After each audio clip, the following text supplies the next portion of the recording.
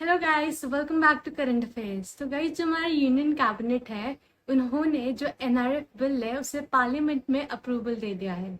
NRF that is national research foundation. तो basically ये bill करता क्या है? तो जो ये बिल है ये एक बॉडी फॉर्म करके आगे लाता है, दैट इज एनआरएफ, जो कि हमारी कंट्री में रिसर्च फील्ड में हेल्प करता है। तो जब हम बात करते हैं इंडिया की, तो जब हम इसे और कंट्रीज से कंपेयर करते हैं तो ये रिसर्च की फील्ड में काफ़ी ज़्यादा पीछे है और कंट्रीज से।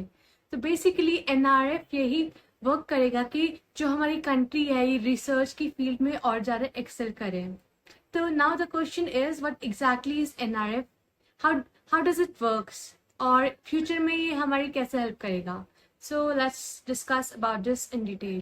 तो बेसिकली एनआरएफ ऐसी बॉडी है जो कि एससीआरबी नेम की बॉडी को रिप्लेस करेगी, that is science and engineering research board of India, जो कि एक मेजर फोकस रखती है साइंस सेक्टर के ऊपर। तो अब हम बात करेंगे एनआरएफ के गोल की। तो जो एनआरएफ का प्राइमरी गोल है वो है कि इंटरडिसिप्लिनरी रिसर्च को प्रमोट करना।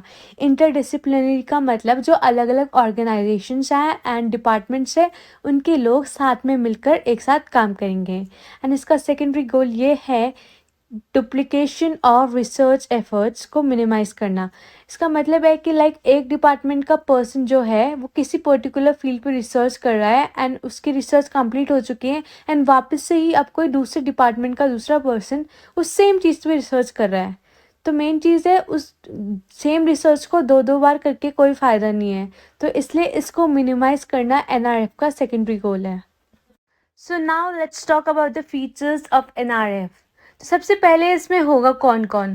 तो जो ये पूरी बॉडी है ये हेड करी जाएगी हमारे प्राइम मिनिस्टर के थ्रू एंड उनके साथ साथ 10 मेजर डायरेक्टरेट्स जो कि different domains like science, arts, humanities, innovation and entrepreneurship पे फोकस करेंगे। अभी कहीं ना कहीं जो बॉडी है वो सिर्फ साइंस पर फोकस करती है, बट अब जो एनआरएफ है वो डिफरेंट बॉडीज़ पे फोकस करेगा। इसमें एक 18 मेंबर्स का बोर्ड भी बनेगा जिसमें अलग अलग पीपल इंक्लूड होंगे like Indians, international scientist, senior government functionaries and industry leaders. और जो ये एनआरएफ है ये रजिस्टर होगा एज अ सोसाइटी और इसका अपना एक अलग इंडिपेंडेंट हेडक्वार्टर होगा। Now we talk about the expectations from NRF. तो अभी प्रेजेंटली जो इन्वेस्टमेंट है इंडिया के रिसर्च एंड डेवलपमेंट में वो 0.7% ऑफ जीडीपी है, but it is expected to increase by 2030 by 2% of GDP. और प्लस जो इंडिया का जो इम्पोर्टेंस एंड कंट्रीब्यूशन है वो इंक्रीज होते हुए नज़र आएगा एनआरएफ की वजह से वर्ल्ड वाइड।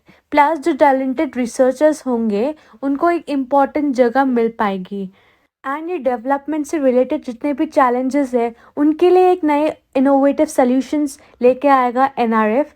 प्लस जो हमारी साइंटिफिक नॉलेज है इसे हम सोशल एंड इकोनॉमिक बेनिफिट के लिए कैसे यूज़ कर सकते हैं, एनआरएफ हमें इस चीज़ में भी हेल्प करेगा। So guys, that's all was for today's video. Thank you so much for watching the video. I hope you liked it. And if you liked it, do like, comment, share and don't forget to subscribe. Thank you.